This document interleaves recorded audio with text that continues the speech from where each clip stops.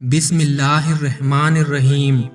جب تمہارے دل میں کسی کے لیے نفرت پیدا ہونے لگے تو سمجھ جاؤ کہ دوستو، اگر تمہارا دل کسی پریشانی، کسی تکلیف کی وجہ سے پریشان ہے تو جانتے ہو میرا اللہ کس چیز کا اشارہ دے رہے ہیں۔ ایک بات ہمیشہ یاد رکھنا، اللہ پاک تمہیں وہ عطا کرے گا جو تم چاہتے ہو، بلکہ اس سے بڑھ کر عطا کرے گا۔ جو تم مانگتے ہو اسے وہ اور بھی بہتر بنا دے گا۔ اسے سب پتہ ہے کہ کب کیسے تمہارے پاس وہ چیز پہنچانا ہے، کب پہنچانا بہتر ہے جو تم چاہتے ہو، جس چیز کے بارے میں تم سوچتے ہو، نہ کہ بہت دیر ہو رہی ہے۔ دراصل وہ تمہاری جلد بازی ہوتی ہے کہ فٹافٹ سب مل جائے جو تم چاہتے ہو، مگر صبر کرنا پڑے گا، تبھی تو چیزیں صحیح ہوں گی۔ ہاں پتہ ہے صبر مشکل ہے، بہت مشکل، بلکہ شاید مشکل لفظ بھی کم ہے، کیونکہ کبھی کبھی صبر کرتے سالوں گزر جاتے ہیں تو کبھی ساری زندگی۔ مگر یہ بھی سچ ہے جس نے صبر کر لیا اس کو اس کا صلہ بہت خوبصورت ملتا ہے۔ ابھی نہیں مل رہا ہے کوئی بات نہیں، اللہ پر چھوڑ کر اس پر یقین کر لو، کیونکہ جب بھی تمہارے دعاؤں کا جواب آئے گا وہ ہماری وہ کن سے خالی نہیں آئے گا۔ بس اللہ پاک پر یقین رکھو، کیونکہ ان کی تدبیریں ہمارے دیکھے ہوئے خوابوں سے بہت خوبصورت ہوتی ہیں، اور جب تمہاری نیت صاف ہوتی ہے اور تم کسی کام کو کرنے کے بارے میں ٹھان لیتے ہو، نہ تو کائنات کی ساری طاقتیں متحرک حرکت کرنے والا ہو جاتی ہیں اور وہ کریم اللہ خود تمہاری مدد کرتے ہیں۔ یہ مت دیکھا کرو کہ تمہارے بس میں کیا ہے، بلکہ یہ دیکھو نہ کہ تم جس سے مانگ رہے ہو وہ کون ہے۔ وہ ہر چیز کرنے پر قادر ہے، اس نے اگر زخم دیا ہے تو مرہم بھی وہی لگائے گا۔ اگر اللہ چاہے تو ایک لمحے میں تمہاری سانس روک لے، لیکن اتنے گناہوں کے باوجود بھی تمہیں سانس آ رہی ہے تو تم اپنے رب کی کون سی نعمتوں کو جھٹلاؤ گے؟ وہ اللہ ہی تو ہے جو دل کی خاموشی بھی سمجھ لیتا ہے۔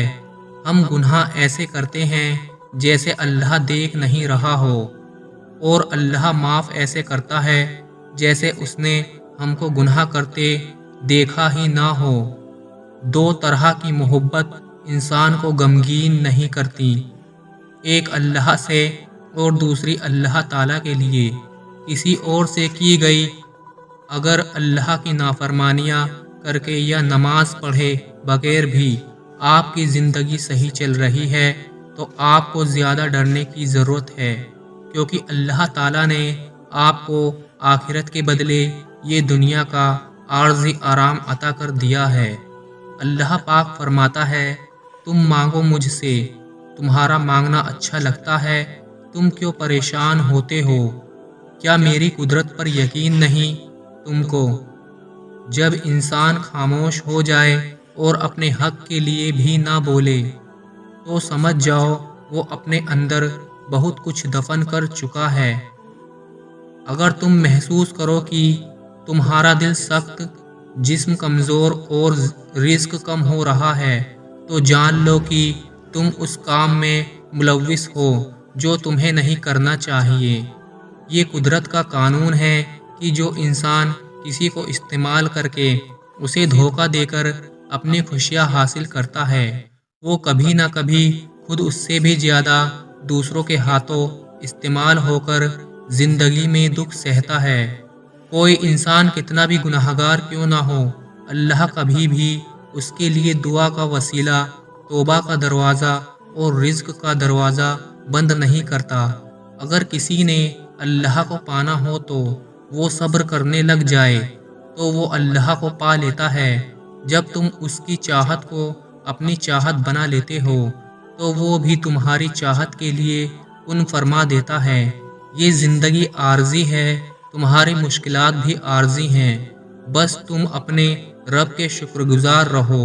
جو لوگ ٹوٹ جاتے ہیں اور اللہ کے سامنے روتے ہیں تو اللہ انہیں پھر جوڑتا ہے اور پہلے سے بہتر اور مضبوط بناتا ہے۔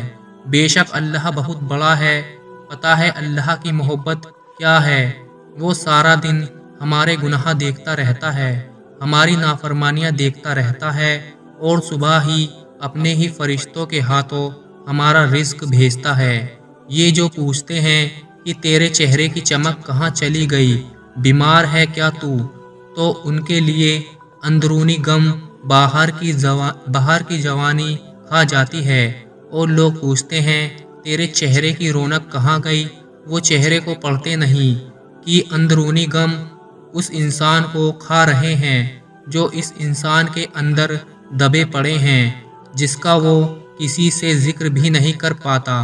اللہ کبھی بھی کسی کے لیے بھی اپنا دروازہ بند نہیں کرتا۔ اللہ واپس آنے والوں کے لیے ہمیشہ اپنا دروازہ کھلا رکھتا ہے۔ اللہ پاک کبھی بھی اپنے بندے کی دعائیں رد نہیں کرتا، ہاں اپنے پاس سنبھال لیتا ہے اور پھر وہ وہاں عطا کرتا ہے جہاں ہم نے گمان بھی نہیں کیا ہوتا۔ جب تمہیں ذکر الہی سننا اچھا لگنے لگے تو جان لو کہ تمہیں اللہ سے اور اللہ کو تم سے محبت ہو گئی ہے۔ ظالم سمجھتے ہیں انہیں دنیا کی بادشاہت میسر آ گئی ہے، ان پر کوئی گرفت کوئی پکڑ نہیں۔ بے شک اللہ کی پکڑ بہت سخت ہے۔ رسول اللہ صلی اللہ علیہ وسلم نے فرمایا، بے شک کسی شخص کا صدقہ اس کی قبر سے غمی کو دور کر دیتا ہے، اور قیامت کے دن مومن اپنے صدقے کے سائے میں ہوگا۔ رسول اللہ صلی اللہ علیہ وسلم نے فرمایا، جو مسلمان مرد اور مسلمان عورت جمعے کے دن یا جمعے کی رات مرے تو وہ عذاب قبر اور فتنہ قبر سے بچا لیا جائے گا، اور اللہ اسے اس حال میں ملے گا کہ اس پر کچھ حساب نہ ہوگا۔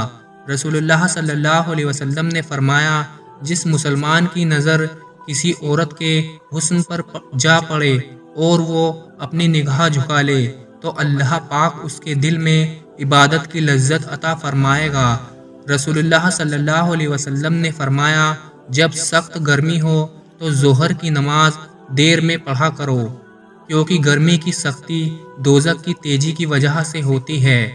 رسول اللہ صلی اللہ علیہ وسلم نے فرمایا، دوزخ کو 1000 سال تک دھوکا گیا تو وہ لال ہو گئی، پھر 1000 سال تک دھوکا گیا تو وہ سفید ہو گئی، پھر اسے 1000 سال تک جھونکا گیا تو وہ کالی ہو گئی۔ چنانچہ اب دوزخ کالی اور اندھیری والی ہے۔ دوزخ کی آگ اتنی خطرناک ہے، اگر دوزخی کو اس آگ سے نکال کر دنیا کی آگ میں ڈال دیا جائے تو اس کو دنیا کی آگ میں نیند آ جائے۔ دوزخیوں میں سب سے ہلکا عذاب اس شخص پر ہوگا جس کی دونوں جوتیاں اور تسمے آگ کے ہوں گے، جس کی وجہ سے ہانڈی کی طرح اس کا دماغ کھولتا ہوگا۔ جہنم اتنی گہری ہے، اگر جہنم میں ایک پتھر ڈالا جائے تو دوزخ کی تہہ میں پہنچنے تک 70 سال لگ جائیں گے۔ دوزخ کو 4 دیواریں گھیرے ہوئے ہیں، اور دوزخ کی دیواریں اتنی موٹی ہیں کہ صرف ایک دیوار کی چوڑائی طے کرنے کے لیے 40 سال لگ جائیں گے۔ رسول اللہ صلی اللہ علیہ وسلم نے فرمایا، اللہ کے بہت سے فرشتے ہیں جو زمین میں گشت لگاتے پھرتے ہیں اور میری امت کا سلام میرے تک پہنچاتے ہیں۔ رسول اللہ صلی اللہ علیہ وسلم نے فرمایا، جمعے کے دن مجھ پر کثرت سے درود شریف بھیجا کرو۔ جو بندہ جنتی ہے اس کو قبر میں صبح و شام جنت پیش کی جاتی ہے، اور جو دوزخی ہے اس کو صبح شام دوزخ پیش کی جاتی ہے، اور ان سے کہا جاتا ہے کہ یہ تیرا ٹھکانہ ہے۔ جو بندہ روضہ اقدس کے پاس کھڑا ہو کر درود پاک پڑھے اس کو حضور سنتے ہیں، اور جو دور سے درود پاک بھیجے اس کو فرشتے پہنچا دیتے ہیں۔ پیٹ کے مرض میں مرنے والے کو عذاب قبر نہیں دیا جائے گا۔ پیٹ کے کئی مرض ہیں جو بھی موت کا سبب بن جائیں، اس کو قبر میں عذاب نہ ہوگا۔ رسول اللہ صلی اللہ علیہ وسلم نے فرمایا، جو بھی مسلمان جمعے کے دن یا جمعے کی رات مرتا ہے تو اس کو اللہ قبر کے فتنے سے محفوظ رکھتا ہے۔ جب مومن بندہ دفن کر دیا جاتا ہے تو اس سے قبر کہتی ہے کہ مرحبا، تو اپنے ہی گھر آیا ہے۔ جب کافر دفن کر دیا جاتا ہے تو اس سے قبر کہتی ہے کہ تیرا آنا برا آنا ہے اور تو بری جگہ آیا ہے۔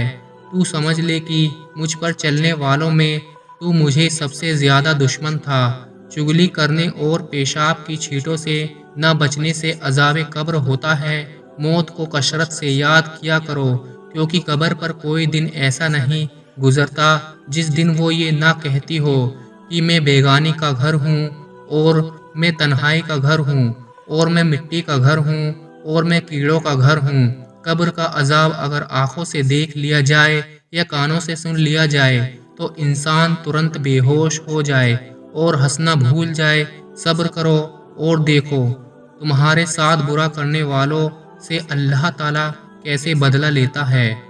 جب انسان اللہ کے پکڑ کو بھول جاتا ہے تو اس کا دل سخت ہو جاتا ہے، اور سخت دل اللہ تعالیٰ کے غضب کی نشانی ہے۔